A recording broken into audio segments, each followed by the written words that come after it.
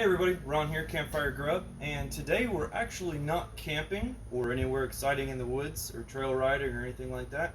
We're actually just sitting around here at home, and we're actually going to smoke up some crab legs on the grill.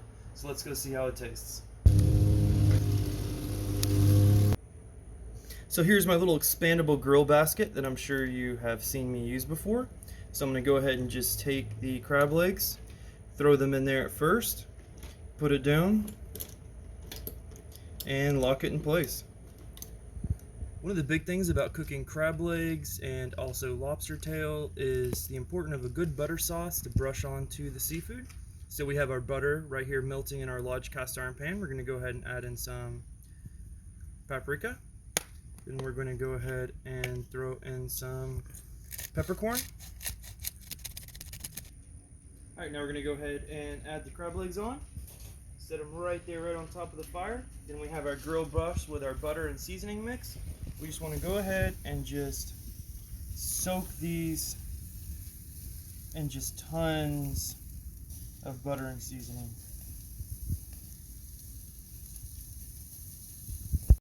Alright, so just to give you a quick update, we actually added a few other items to the grill. We have some chicken, we have a little beef, we have a few peppers. So we actually flipped these one time already, so we're going to go ahead and pull off the tinfoil. The tinfoil helps lock in some of that smoky flavor that we want from the apple chips. So here are the crab legs. They're coming out perfect. They're just about done. We're going to put a little bit of some more butter and some seasoning on there, and then we're about to pull them off. So we finished up. Here is our crab legs. They came out looking really good. We're going to go ahead and open them up, try them out, see how they are, but they actually have a really great color to them. So let's go ahead and open them up and see how they look. So here's our first leg. We're gonna go ahead and pull that part out. Look at that, it just came right out of the shell.